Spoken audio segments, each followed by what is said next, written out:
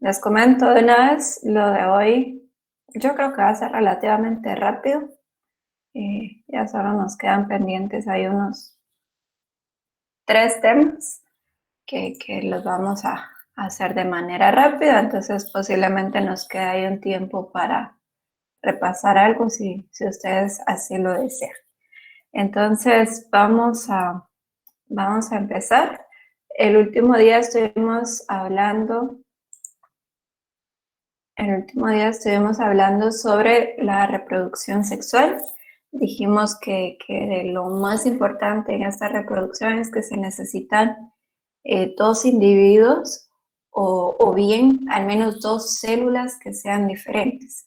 Estas células reciben el nombre general de gametos y vimos que nosotros vamos a estar estudiando 4 tipos de gametos: los gametos animales, que son espermatozoides y óvulos, y los gametos vegetales, que son el grano de polen y ovocélula. Hablamos entonces de la formación de esos gametos, tanto en animales como en vegetales, y estuvimos hablando sobre la formación de gametos masculinos. Entonces, la producción de espermatozoides es un proceso que recibe el nombre de espermatogénesis. La producción de granos de polen es un proceso que recibe el nombre de microsporogénesis. Para hoy, entonces, vamos a estar hablando de la formación de gametos femeninos, la ovogénesis en el caso de los animales, en el caso de las hembras, y la medasporogénesis para los vegetales, para la formación de ovocélulas. Entonces, el último día estuvimos hablando de estos procesos, vimos estos esquemas y realmente la formación de gametos masculinos es un proceso bastante sencillo, como ustedes se dieron cuenta. Involucra una meiosis y nada más. Eso es la formación de gametos masculinos. Entonces hoy vamos a empezar a hablar de la ovogénesis. Vamos a empezar a hablar de la ovogénesis, que es la formación de los óvulos en las hembras. Ovogénesis también es llamada oogénesis, ¿sí? Cualquiera de esos 2 nombres sirve para referirnos a este proceso. Entonces, aquí vamos a ver que el proceso es un poquito diferente con relación a lo que vimos el día anterior. ¿Bien? Entonces, siempre empezamos con una célula madre. Recuerden que esa célula madre es aquella que tiene como característica principal que es una célula diploide. En las hembras, esta célula madre, esta célula diploide, va a estar presente en los ovarios. Es una célula que está conformando los ovarios. Esta célula madre en las hembras recibe un nombre específico y es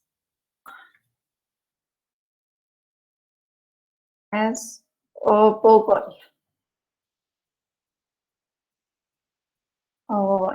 ¿Sí? Esta célula madre, o también llamada ovogonia, va a sufrir un proceso de crecimiento y especialización. Esto quiere decir que la ovogonia va a detener su ciclo celular y va a comenzar a crecer y especializarse.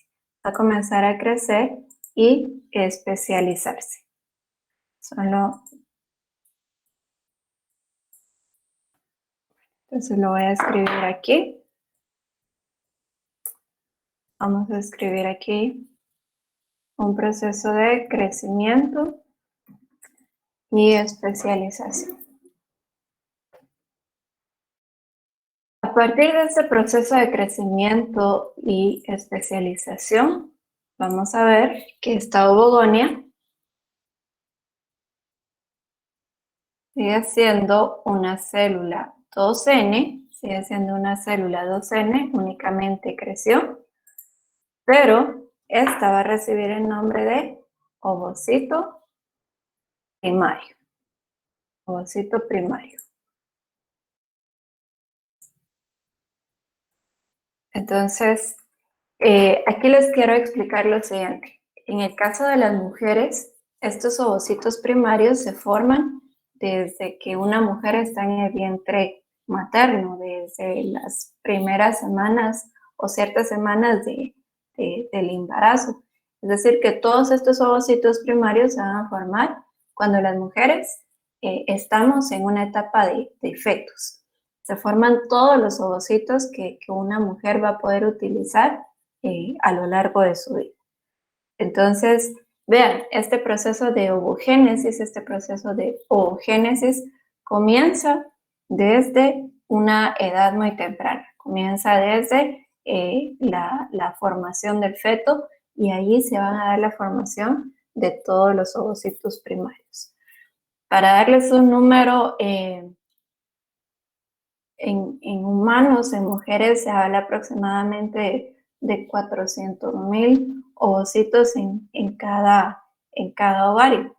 Entonces, una mujer va a disponer de toda esa cantidad de células para poder formar sus óvulos ya en una edad madura. Entonces, también en la mayoría de animales mamíferos, en las hembras de los mamíferos, ocurre algo muy similar.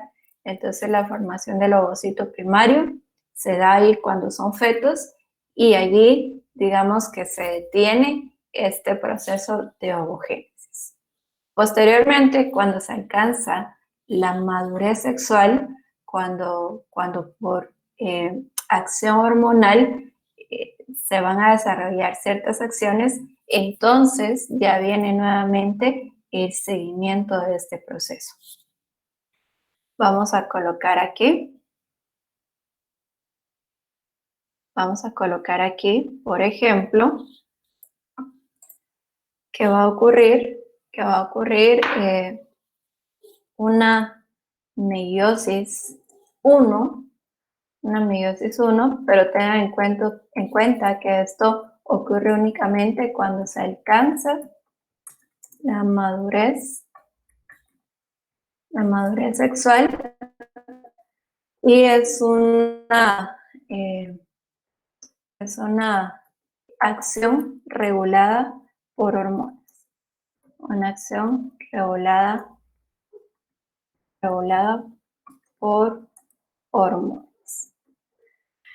Esto es bien importante que ustedes lo visualicen. En el caso, si seguimos con el ejemplo de mujeres, esto puede ser a una edad de 12, 13, 14 años, más o menos, que va a continuar este proceso.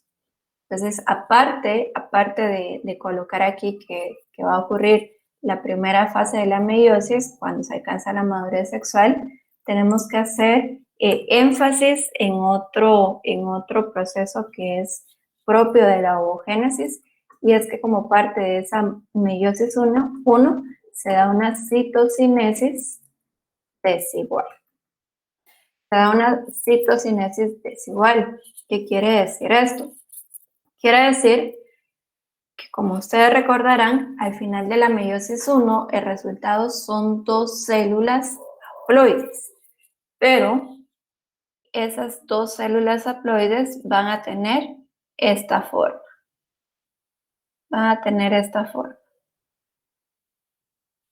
Una es más grande que otra. Así es, debido a que ocurre una citocinesis desigual. Esto es algo característico de la ovogénesis. Esto únicamente ocurre en la formación del gameto femenino. Conforme vayamos viendo el proceso, vamos a entender por qué ocurre esta citocinesis desigual. Entonces, a esta célula chiquita le vamos a llamar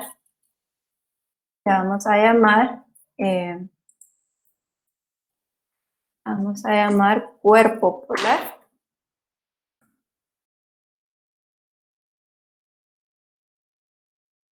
Vamos a llamar cuerpo polar, y a esta célula grandota le vamos a llamar ovocito secundario. ovocito secundario. Esto entonces, la única forma de obtener un ovocito secundario es únicamente cuando la hembra ya ha alcanzado esa madurez sexual, ¿sí? No sé si tengan alguna pregunta hasta el momento. Entonces, si les está quedando claro este proceso. Si no tienen dudas, continuamos. ¿Podría repetir solo lo de la meiosis 1? Sí, dígame. Que si podría repetir lo de la meiosis 1. Sí, les comentaba de que, bueno, todo este proceso sucede en los ovarios. Hay una célula madre diploide llamada ovogonia que va a crecer y se va a especializar y va a dar como resultado un ovocito primario. Les decía que ese proceso de llegar al ovocito primario sucede en una etapa muy temprana, cuando las hembras son fetos. Allí ocurre la producción de ovocitos primarios. Y vamos a decir que ese ovocito primario entra en una etapa como de latencia, una etapa de pausa, de receso, porque se va a quedar allí esperando hasta que la hembra alcance su madurez sexual. ¿Qué pasa cuando la hembra alcanza su madurez sexual? Va a existir diferentes hormonas que lo que van a hacer es inducir a este ovocito primario a realizar una meiosis 1. Les comentaba de que si estamos hablando de mujeres, esta meiosis 1 en los ovocitos primarios va a ocurrir cuando una mujer alcanza la pubertad, es decir, unos 10, 11, 12, 13 años. Allí es donde va a ocurrir esa meiosis 1, que tiene como característica que ocurre una citocinesis desigual. Es decir, que la división citoplasmática va a ser desigual, produciendo una célula grandota, que es el ovocito secundario, y una célula chiquita, que es llamada cuerpo polar. Una cosa que no estaba recordando decirles, patojos, es que en el caso de las mujeres, cuando se realiza esta meiosis 1, vean, es un ovocito cada vez. No es que sean un montón de ovocitos primarios los que van a realizar meiosis 1, sino que es uno cada vez que se realiza esa meiosis 1. Es lo que vamos a, o lo que nosotros ya entendemos que va a estar sucediendo en todo el ciclo menstrual de la mujer. Cada 28 días, un ovocito primario por acciones hormonales va a realizar meiosis 1. ¿Qué quiere decir eso?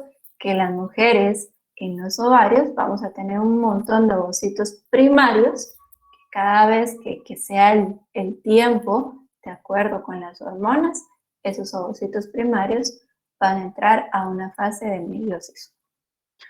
¿Alguna pregunta? Entonces, ingeniera, el folículo estimulante hace esto. Sí, dentro de las hormonas, vean, que solo les coloqué aquí algunas hormonas, dentro de las hormonas que van a estar regulando este proceso de maduración de los óvulos, tenemos ahí la hormona estimulante del folículo. Es correcto. Y van a haber otras más, como yo se los decía cuando hablamos del tema de hormonas, que aquí únicamente les mencionamos algunas que son bien puntuales, bien importantes, pero hay un montón de hormonas más que van a estar regulando este proceso. ¿Alguna otra pregunta, jóvenes? Y como les mencionaba, es algo muy similar a lo que sucede en las demás hembras de mamíferos. Obviamente van a haber diferencias en las otras hembras de mamíferos. Posiblemente no se libere un solo ovocito primario, sino que van a ser más. Entonces, eso va a ir dependiendo de cada especie. Pero si hablamos de la especie humana, en mujeres, lo más común es que un ovocito vaya madurando cada vez. Cada 28 días, un ovocito. Cada 28 días, un ovocito primario va a realizar esa meiosis. ¿Estamos? Bueno, si no tienen más dudas, continuemos con este proceso. Vean, se termina la meiosis 1, se obtienen estas dos células y ya sabemos que lo que tiene que ocurrir a continuación es el proceso de meiosis 2. Entonces se va a dar por finalizado el proceso de meiosis con la etapa de meiosis 2. Y aquí también vamos a colocar esto.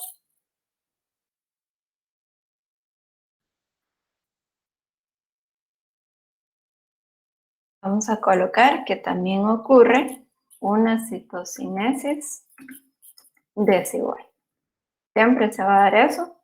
En el caso de la ovogénesis, se va a dar una citocinesis desigual.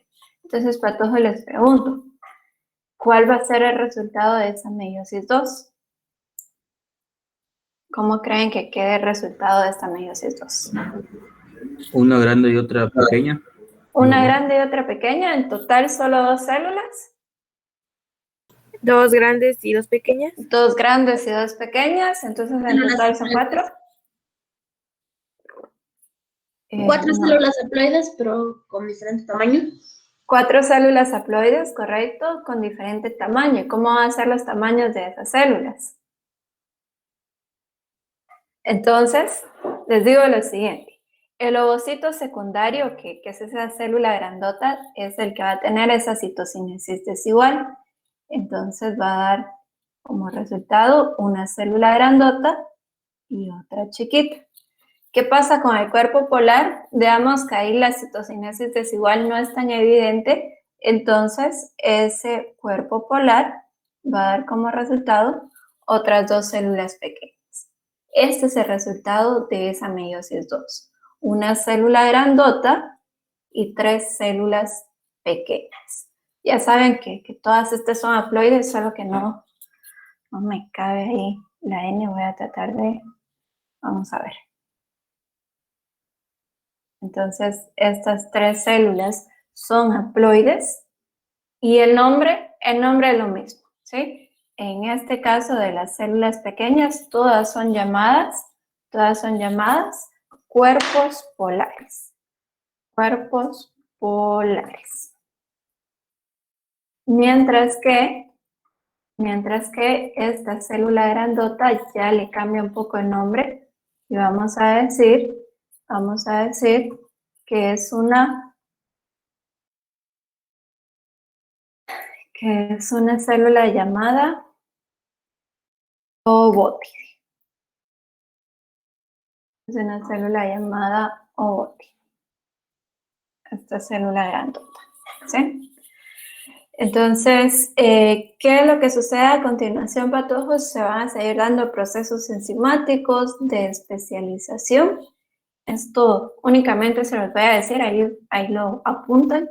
Entonces, lo que ocurre es que los cuerpos polares se desintegran, son destruidos por enzimas y pasan a ser parte de la ovótide. Realmente los cuerpos polares vamos a decir que son células, digamos, no funcionales, por lo cual son destruidas y pasan a formar parte de la ovótide. Al final de cuentas vamos a tener solo una célula grandota. Esta ovótide va a sufrir procesos de especialización, es decir, va a seguir creciendo y se va a seguir especializando. Ahí se recuerdan, sigue siendo haploide, y dentro de esos sus procesos de especialización va a desarrollar una membrana característica. Entonces les voy a escribir aquí lo que les he estado comentando. Ovótide sufre procesos de especialización y crecimiento. Y lo que va a dar como resultado es una célula grandota llamada óvulo, ¿sí? Una célula grandota haploide llamada óvulo. Para que ustedes lo sepan únicamente ahí, que les quede de conocimiento general, La membrana que rodea el óvulo es conocida como membrana vitelina.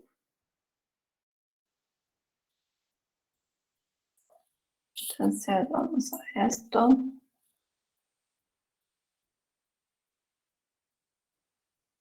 Aquí tenemos la ovogénesis. Vean, patojos. Principal diferencia entre la ovogénesis y la espermatogénesis es que aquí de una célula madre obtuvimos solo un gameto. Si se recuerdan, en la espermatogénesis de una célula madre se pueden obtener 4 gametos. Pero aquí en la ovogénesis, en algún momento ya les había dicho que el óvulo es una célula que puede crecer tanto, puede crecer y crecer tanto, porque siempre va a estar adentro del cuerpo de la hembra. Entonces el óvulo no se molesta en especializarse, de irse quitando organelos, porque siempre va a estar adentro del cuerpo de la hembra, entonces puede ser una célula lo más grandota posible. Por eso también los cuerpos polares se desintegran y pasan a ser parte del óvulo para hacerlo todavía más grande. Y así es como ocurre entonces esa formación del óvulo.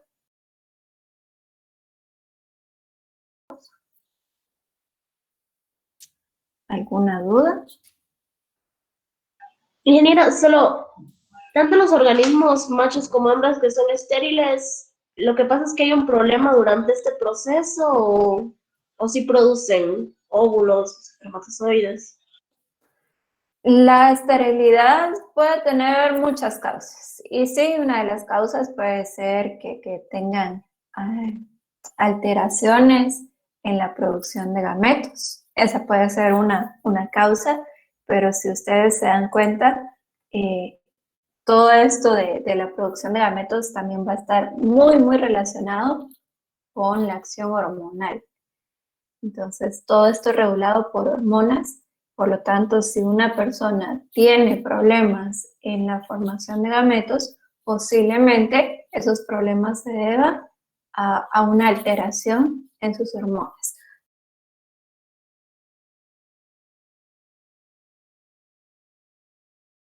Esterilidad son tratamientos hormonales. Otra cosa importante que estaba leyendo, patojos, antes de la clase es que se dice que la probabilidad de que una mujer quede embarazada va disminuyendo año con año, sobre todo cuando se alcanzan los 30 años de edad. Entonces, la probabilidad va disminuyendo y esto es debido a que cada vez que una mujer a partir de los 30 años realiza este proceso de maduración de los óvulos, como que el cuerpo va perdiendo un poco la capacidad de que el óvulo madure completamente. Entonces una mujer puede estar menstruando después de los 30 años, pero sus óvulos como que van perdiendo esa capacidad de madurez. Es decir, los ovocitos no van a alcanzar a ser un óvulo propiamente, por lo tanto, no se va a producir una fecundación. Entonces, este proceso se va a ir como perfeccionando, digámoslo así, a partir de los 12, 13 años, una mujer va a ir alcanzando su máximo capacidad de fertilidad entre los 20, 25 años. Y de ahí otra vez empieza la curva a declinarse. Eso es específicamente en mujeres. Y obviamente en las demás hembras de los mamíferos también hay un cierto periodo en donde son más fértiles y después de cierta edad pues ya van disminuyendo. ¿Alguna pregunta?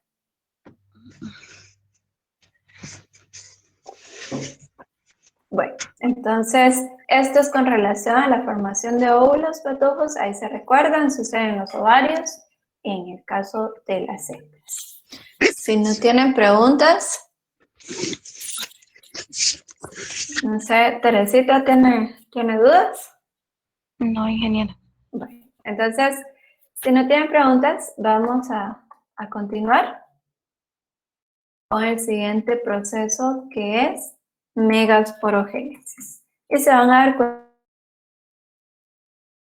tanto plantas como animales somos muy similares en un montón de cosas.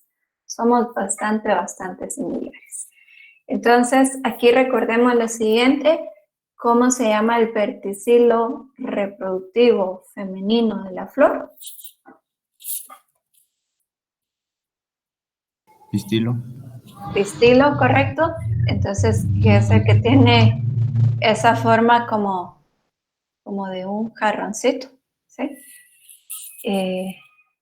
Tenemos aquí la megasporogénesis y de igual manera esta va a ocurrir a partir de una célula madre, a partir de una célula diploide presente en el pistilo de la flor, presente en el pistilo de la flor. Entonces, de aquí sale una célula madre diploide, una célula madre diploide. En el caso de los vegetales patógenos no vamos a estar viendo tantos nombres específicos de las células, simplemente está a ser una célula diploide, una célula madre diploide proveniente del pistilo de la flor. Esta célula madre, como ya hemos visto, va a sufrir un proceso de crecimiento y especialización. Crecimiento y especialización. Como resultado de este crecimiento y especialización, lo que ya hemos visto es que la célula va a aumentar de tamaño, detiene su ciclo celular y va a entrar a una fase de división celular llamada meiosis.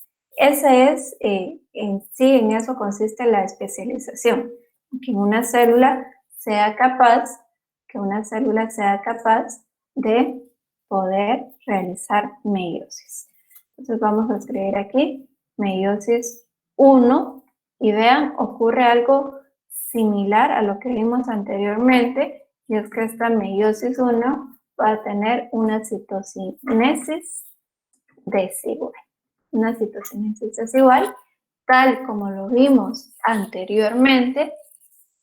Como resultado se van a producir dos células de diferente tamaño, dos células haploides de diferente tamaño. Aquí sí vamos a decir el nombre específico de esta célula chiquitita. Esta célula pequeña se conoce con el nombre de cuerpo polar. Cuerpo polar. Entonces vean, es bastante similar a lo que ocurre en la ovogénesis.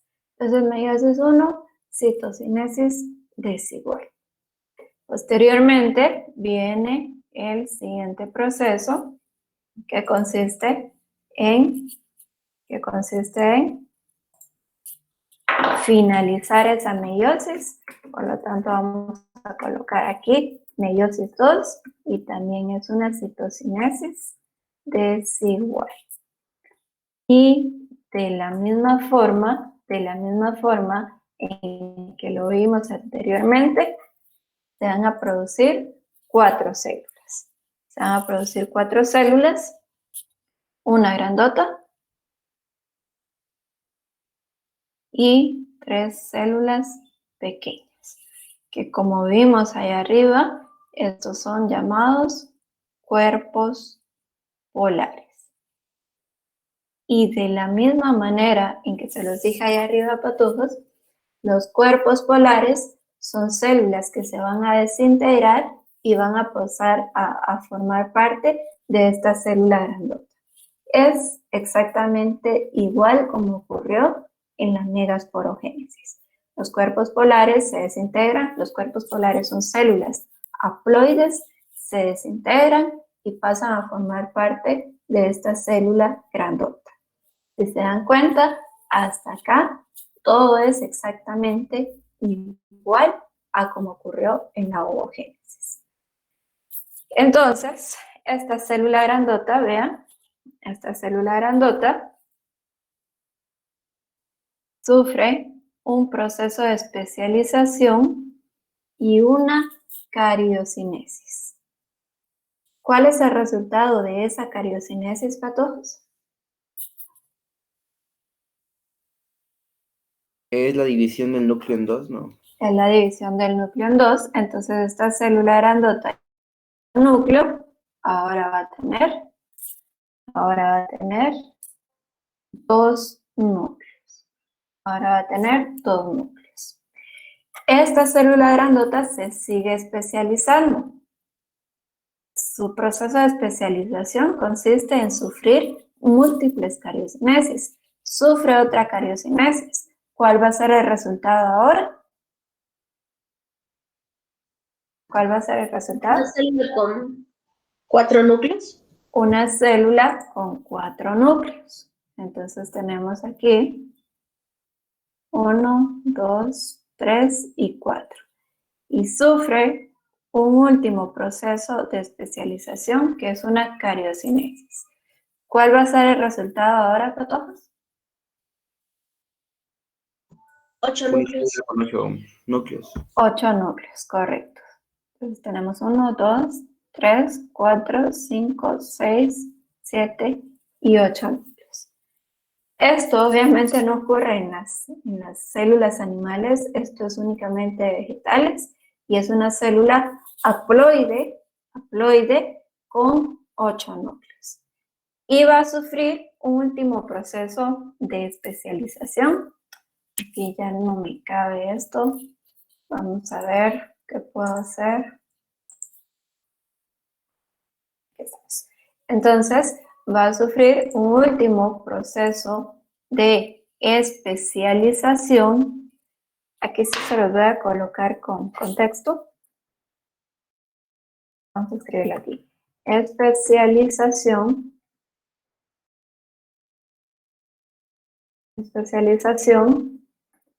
y organización. Especialización y organización. Ese último proceso de especialización y organización consiste en que esos 8 núcleos van a tomar un lugar específico dentro de la célula. Si se dan cuenta, solo se fueron creando los núcleos, pero necesitan estar organizados, necesitan estar bien localizados en toda la célula. Entonces, como producto final vamos a tener lo siguiente. Voy a tratar de dibujarlo lo más grande posible para poder colocar ahí todos los núcleos. Entonces, esta célula grandota, dentro de su especialización y organización, va a dejar 3 núcleos en un polo de la célula. Va a dejar 3 núcleos en un polo de la célula. A estos 3 núcleos que están en ese polo se les conoce con el nombre de antípodas. Se les conoce con el nombre de antípodas. Los 3 en su conjunto son conocidos como antípodas. También dentro de esta especialización vamos a observar que en el centro, que en el ecuador de la célula, van a quedar 2 núcleos. Estos núcleos son conocidos como núcleos polares. Ambos reciben el nombre de núcleos polares. Y por último, en el otro polo, en el polo que hace falta, van a quedar otros 3 núcleos. Pero vean, de estos 3 núcleos, uno es más grande que los otros 2. Ese uno que es más grande, lo vamos a dibujar en medio. Vamos a dibujar en medio. Y a la par de ese núcleo grandote, vamos a dibujar otros 2 pequeños. Entonces, les comento, el núcleo grandote el núcleo grandote, que ya no me cabe aquí, voy a dibujar aquí. El núcleo grandote recibe el nombre de ovocélula. El núcleo grandote recibe el nombre de ovocélula.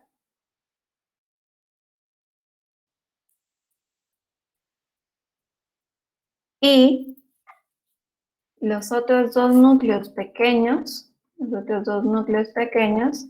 van a estarse llamando sinérgidas.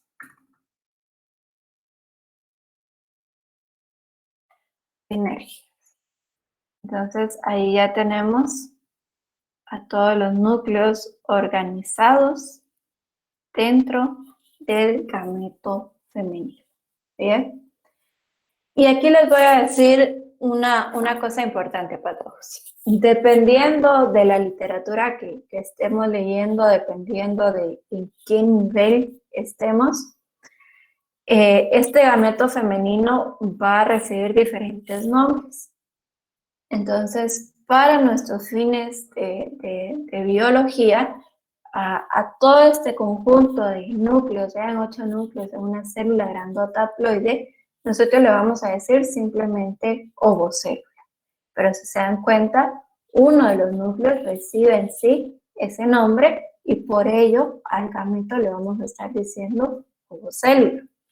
Si ustedes leen el documento que ya tienen, en donde está ahí el proceso de megasporogénesis, a esta estructura, a esta célula compuesta de 8 núcleos, se le conoce también como saco embrionario.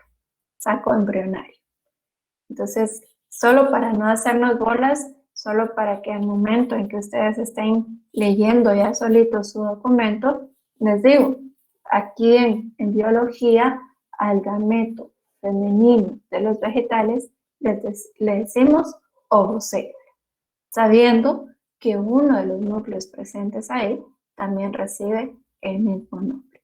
Entonces, cuando estén leyendo su documento, van a ver ahí que aparece saco embrionario. ¿Qué es el saco embrionario? Es esta célula grandota que tiene 8 núcleos. ¿Alguna pregunta? ¿Alguna duda, patojos? ¿Sí comprendieron ahí qué nombre reciben cada uno de los núcleos? Y algo que hace falta es lo siguiente, y es que este gameto, patojos, en un polo de la célula, en un extremo de la célula, va a dejar una pequeña abertura, va a dejar un agujerito. A ese agujerito le vamos a estar llamando, vamos a estar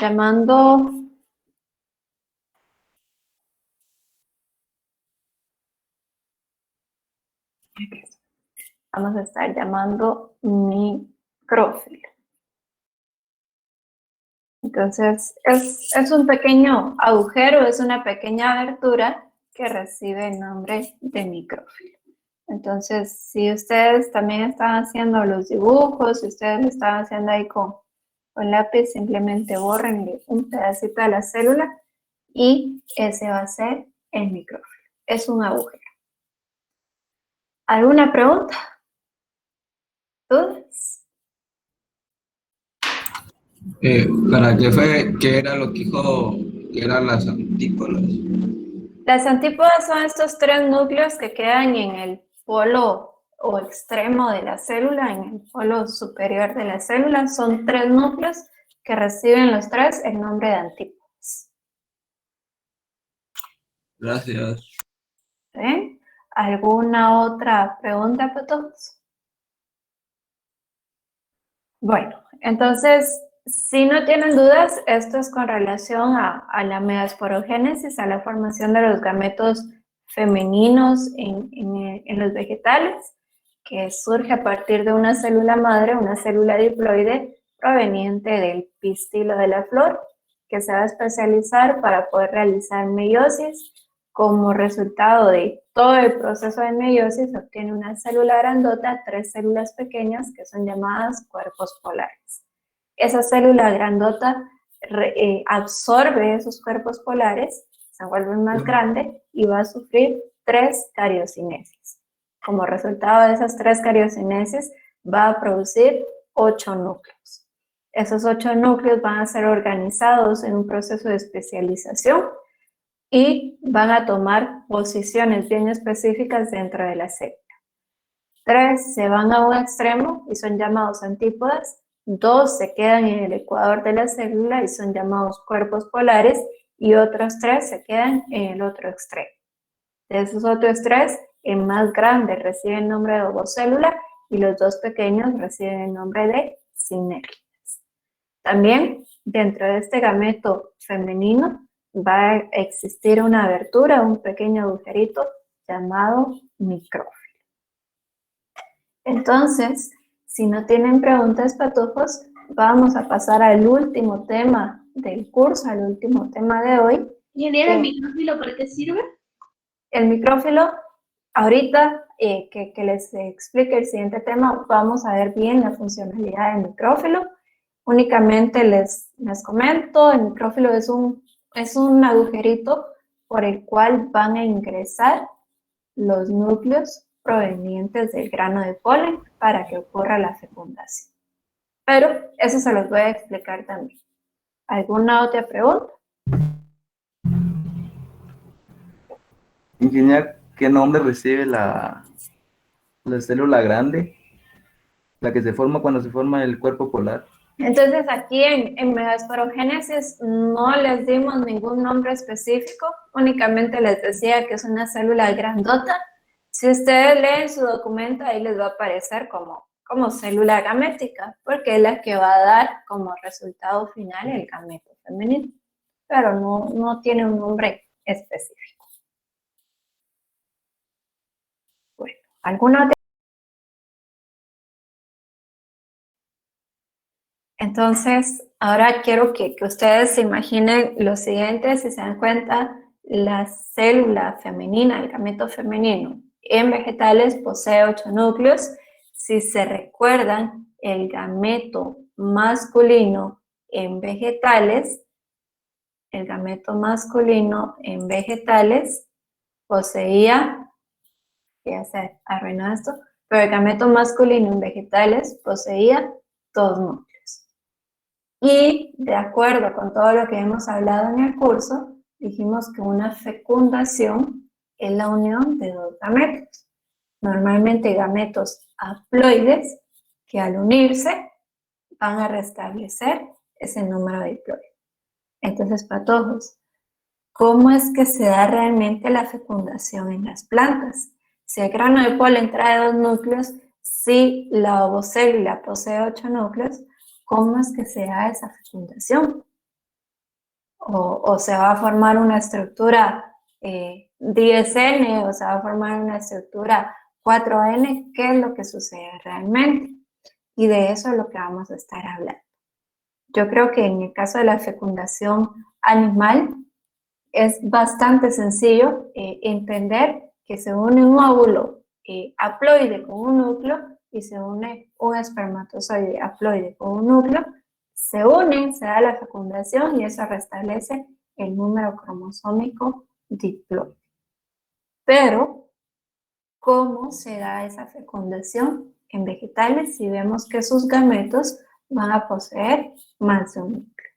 Entonces, ese proceso de fecundación es lo que vamos a estar hablando a continuación. Y ese proceso de fecundación en vegetales, les comento, da como resultado la formación de semillas. La formación de semillas, entonces, es el resultado de la fecundación en vegetales.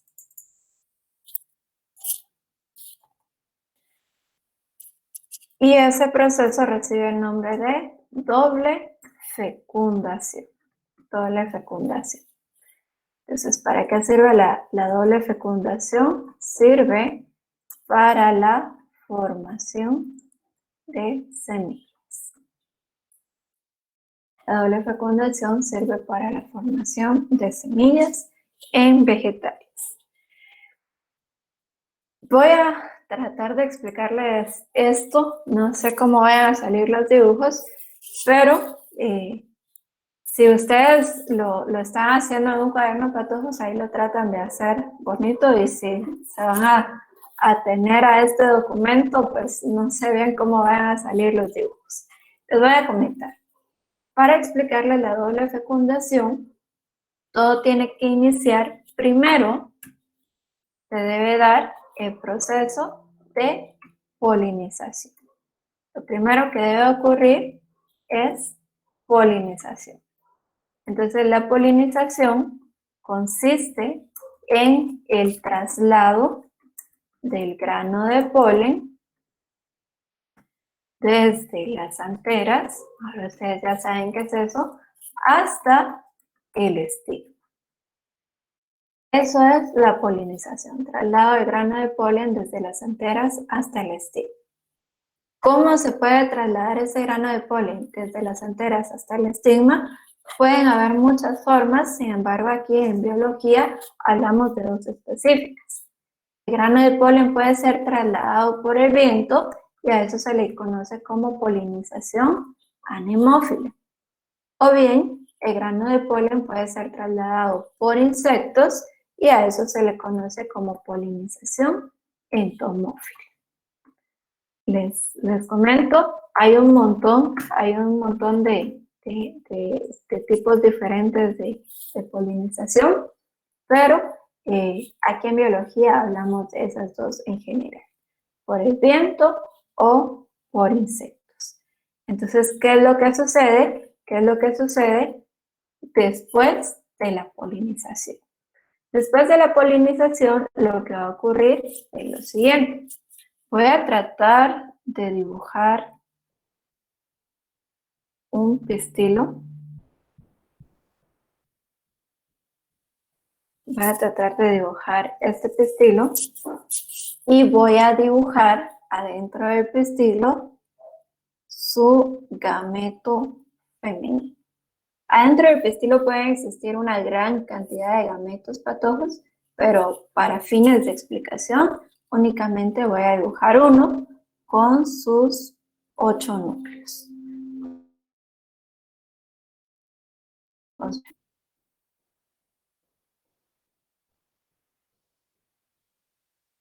Entonces tenemos aquí el gameto femenino con sus 8 núcleos, y algo que no debemos olvidar es dibujar el micrófilo. Voy a tratar con este. Entonces ese puntito gris va a ser el micrófilo. Voy a dibujar también un grano de polen, porque ya se dio la polinización y dijimos que es el traslado del grano de polen desde las anteras hasta el estigma. Entonces así se ve la polinización. Ese grano de polen ya llegó hasta el estigma. Algo que sucede cuando el grano de polen llega al estigma es que empiezan a activarse procesos enzimáticos. Empiezan a activarse diferentes enzimas, tanto en el grano de polen como en el pistilo de la flor. Como consecuencia de esos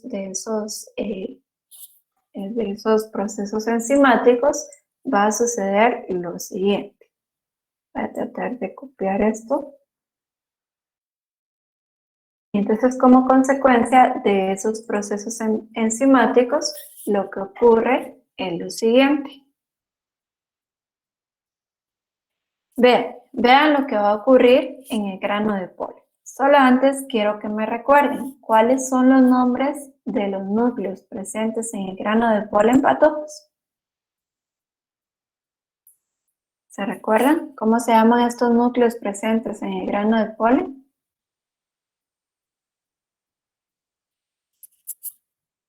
Es Generatriz y del Correcto. Es el núcleo generatriz y el núcleo del tubo. Aquí arriba voy a dibujar al núcleo generatriz. Ese que salió ahí todo grandote es el núcleo generatriz. Y ahora vean qué es lo que sucede con el núcleo del tubo. Por procesos enzimáticos, el núcleo del tubo va a estar haciendo lo siguiente. El núcleo del tubo va a estar aquí presente. ¿Y qué es lo que está haciendo el núcleo del tubo? Está como escarbando, está formando una estructura llamada tubo polínico. Entonces el núcleo generatriz se queda ahí arriba, tranquilito, mientras que el núcleo del tubo está haciendo un trabajo, está formando una estructura llamada tubo polínico. Eso se los voy a escribir por acá. Esa estructura llamada tubo polínico. El tubo polínico tiene como misión llegar hasta donde está el micrófilo. Esa es la misión del núcleo del tubo. Formar un tubo polínico que llegue hasta donde se encuentra el micrófilo. Y mientras tanto, el núcleo generatriz que está ahí arriba no se va a quedar quieto. Este núcleo generatriz, vean, va a sufrir un proceso de cariocinesis. ¿Cuál va a ser el resultado de esa cariocinesis, Pato? Una célula con dos núcleos. Una célula con dos núcleos. Entonces veamos, voy a copiar esto. Lo pego nuevamente aquí. Y les voy a comentar qué es lo que ocurre. Entonces, veamos, voy a arreglar esto. Aquí tenemos el gameto femenino y voy a quitar. Entonces les voy a decir qué es lo que ocurre realmente con ese grano de polen. Tenemos aquí esta estructura que representa el grano de polen, el núcleo del tubo que está formando el tubo polínico y ha llegado hasta el micrófilo. ¿Bien? Esa es su misión, llegar hasta el micrófilo. Cuando el núcleo del tubo está haciendo este trabajo y llega hasta el micrófilo, se desintegra. Se desintegra completamente ese núcleo del tubo. Y aquí arriba dijimos que iba a estar ocurriendo una cariocinesis. Entonces se forman dos núcleos aquí arriba. Esto es de manera simultánea. Mientras el núcleo del tubo está construyendo el tubo polínico, el núcleo generatriz arriba sufre cariocinesis y produce dos núcleos. Estos núcleos de aquí arriba, ambos reciben el nombre de núcleos espermáticos. Núcleos espermáticos. Ahí se recuerdan. Estos núcleos siguen siendo haploides, ¿vieron? Porque únicamente se dividió el núcleo. Siguen siendo núcleos espermáticos haploides. Entonces, ¿qué es lo que ocurre? Cuando el núcleo del tubo les dije que llegaba al micrófilo, esa es su señal de que ya terminó su trabajo y vean, se desintegra. Cuando el núcleo del tubo se desintegra, eso es la señal para que uno de estos núcleos espermáticos descienda y llegue al micrófilo. Entonces veamos, va a descender el primer núcleo espermático, va a recorrer todo este camino del tubo polínico y va a llegar hasta el micrófilo. Cuando este primer núcleo espermático llega al micrófilo, lo que le llama la atención son estos dos núcleos que están aquí. Se ven ahí meros galanes, estos núcleos del medio. Entonces ese núcleo espermático lo que va a hacer es llegar a unírseles a estos dos núcleos del centro. ¿Cómo se llaman esos dos núcleos del centro del gameto femenino, patojos? Polares. Polares. Núcleos polares. Entonces se los voy a escribir aquí abajo. Si se dan cuenta, vamos a ver. Ingeniera, Dígame. el núcleo polar inferior no va uno de esos núcleos más grandes que los demás. No sé cuál es el núcleo polar inferior. Los núcleos de abajo. Estos tres de aquí abajo. Ajá, ¿qué pasa con ellos? Usted dijo que uno de esos tres era más grande que los otros, ¿verdad? Sí, es correcto, uno es más grande, pero es que es un poco difícil dibujar, pero si quieren se los corrijo. Así o sea que de esos tres uno más grande que los demás. Sí, siempre es así. Vamos a tratar de corregirlo, pero este de en medio no me dejó borrarlo. Igual, el de en medio es el más grandote que la ovocélula. Aquí ya lo corregimos. Y aquí también. En el de en medio no me dejó borrarlo. Entonces, Pato, sigamos con lo que teníamos. Veamos, el primer núcleo espermático le gustaron los núcleos polares y se les unió a ellos. Entonces tenemos núcleo espermático más núcleos polares. Ahí se da una fecundación. El núcleo espermático más los núcleos polares. Y ahora quiero que me digan ustedes algo. Si el núcleo espermático proveniente del grano de polen se une, fecunda a los dos núcleos polares, ¿qué número cromosómico va a tener como resultado esa estructura que forma?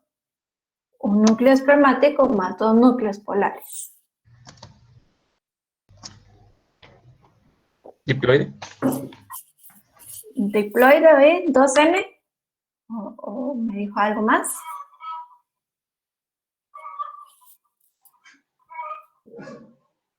¿O será algo más? Vean, es un núcleo espermático N que se va a estar uniendo a dos núcleos polares N cada uno. Entonces, ¿cómo tiene que ser esa estructura que va a formar? 3N. 3N, correcto. Entonces, así es, realmente este núcleo espermático va a dar como resultado una estructura triploide, ¿verdad? Una estructura 3N. Y esa estructura 3N es conocida como endospermo. Ya habíamos hablado un poco de las semillas patojos. ¿Se recuerdan qué es el endospermo? ¿Se recuerdan qué es el endospermo?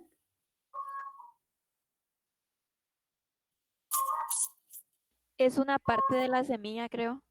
Sí, es una parte de la semilla, pero ¿qué función tiene ese endospermo en la semilla?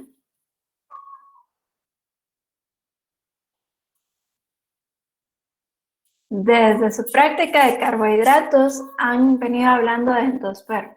Entonces, recuerden qué es el endospermo en la semilla.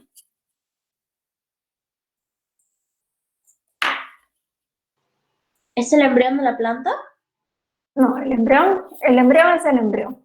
El embrión es la Le parte viva. proporciona los nutrientes a la semilla, ¿no? Correcto. El endospermo, que es esa estructura que es el almacén de energía de la semilla, es una estructura 3N que se forma a partir de la fecundación de un núcleo espermático más los núcleos polares presentes en el gameto femenino. Si se recuerdan, este proceso les dije que se llama doble fecundación. ¿Por qué se llama así? Porque van a ocurrir dos fecundaciones. Ya vimos la primera, que como resultado se va a formar el endospermo de la semilla. Ahora veamos la segunda fecundación. Como recordarán, aquí todavía tenemos un núcleo espermático. ¿Qué va a suceder con ese núcleo espermático? Al igual que el anterior, este núcleo espermático va a empezar a descender por todo el tubo polínico. Cuando llega al micrófilo, lo que le llama la atención es ese núcleo que es el más grandote de todos. Este segundo núcleo espermático se va a unir con la ovocélula. Este segundo núcleo espermático se va a unir con la ovocélula. Entonces lo voy a escribir aquí. Segundo núcleo espermático desciende por el tubo polínico, se une o fecunda a la ovocélula. Les pregunto, ¿qué número cromosómico va a tener esa estructura producto de esta fecundación? 2N. 2N, correcto. Es una estructura diploide. Vean, lo que se va a formar aquí es lo siguiente. Inmediatamente se une el núcleo espermático con la ovocélula, se fecundan, lo que se forma es una estructura llamada cigoto. Y como ya habíamos visto anteriormente cuando hablamos de tejido reproductor en animales, este cigoto, el cigoto es unicelular diploide. El cigoto va a realizar múltiples mitosis, y especialización para transformarse en un embrión.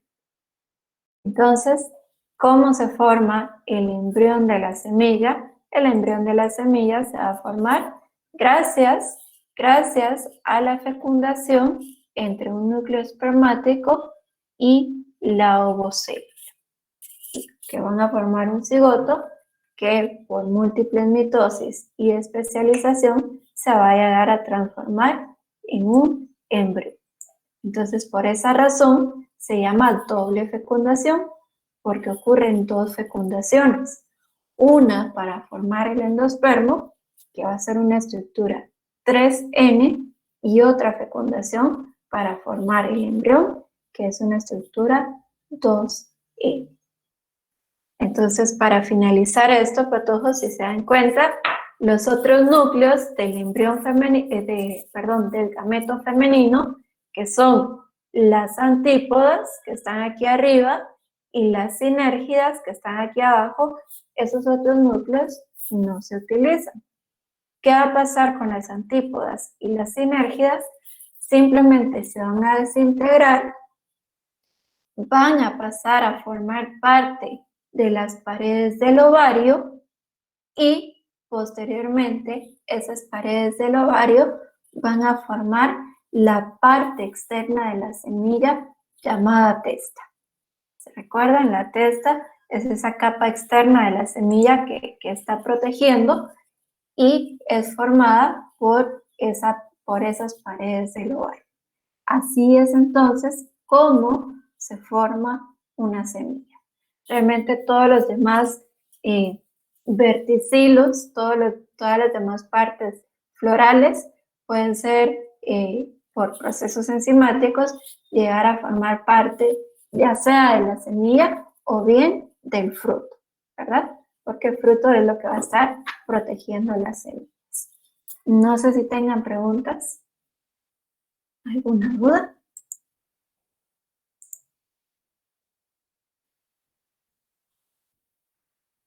¿Alguna pregunta para todos? ¿Les queda claro cómo es que se da la formación de semillas?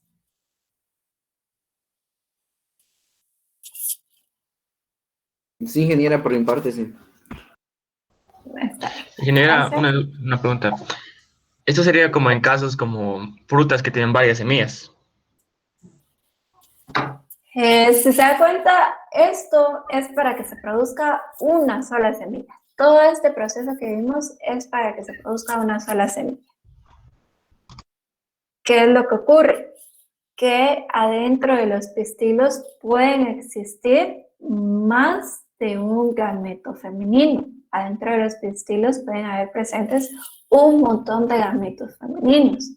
Y si hay más de un montón de gametos femeninos, si hay más de un gameto femenino, entonces se pueden producir muchas semillas. Pero vean, patojos, todo eso, toda esa diferencia de las especies, de por qué unas solo tienen una semilla, por qué unas tienen varias, porque unas parecieran que tienen varias, pero vienen como divididas, como en el caso de las naranjas.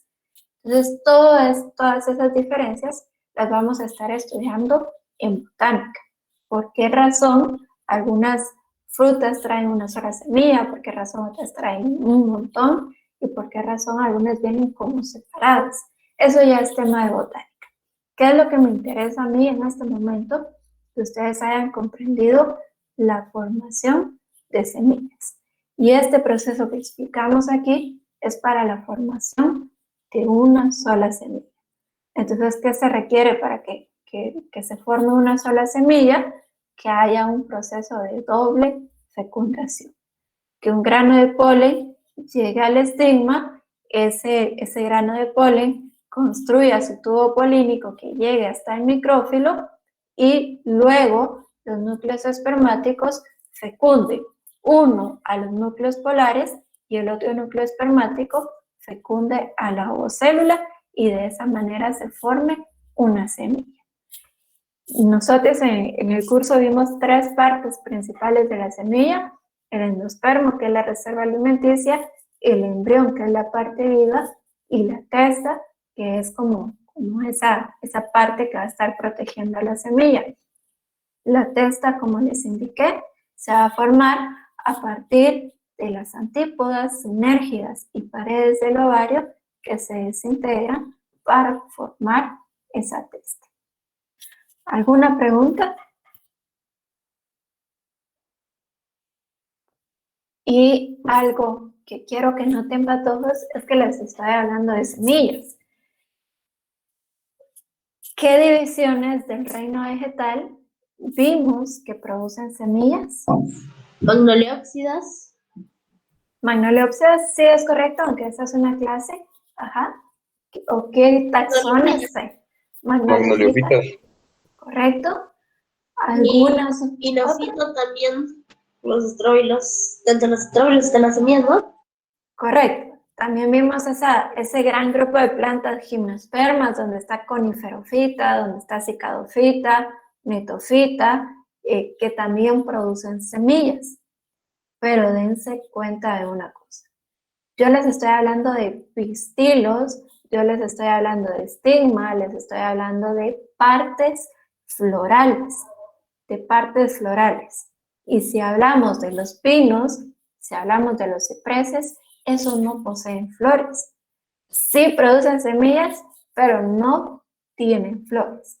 Entonces, ¿Los espermas? correcto, son las gimnospermas las que no poseen flores, angiospermas las que sí poseen flores. Entonces les comentaba, a pesar de que los pinos, cipreses, araucarias y todas estas plantas que ustedes vieron que sí producen semillas, no poseen flores. Entonces ahí el proceso de producción de semillas es un poquito diferente, pero eso lo vamos a estar viendo también en el curso de botánica. Por lo tanto, formación de semillas, doble fecundación, vean, se los explicamos en plantas con flores, en plantas que poseen flores, que son las que pertenecen a la división Magnoliofita, también conocidas como angiospermas, en donde están las clases Magnoliópsidas y Liliópsidas. Entonces, yo les hablo así, patojos, porque eso ya lo vimos y porque espero que ya estén estudiando, que ya estén leyendo todo ese contenido. ¿Alguna pregunta? ¿Dudas? ¿Dudas sobre esto que vimos? Bueno, si no tienen preguntas, patojos, entonces aquí se termina el curso. Esto es todo.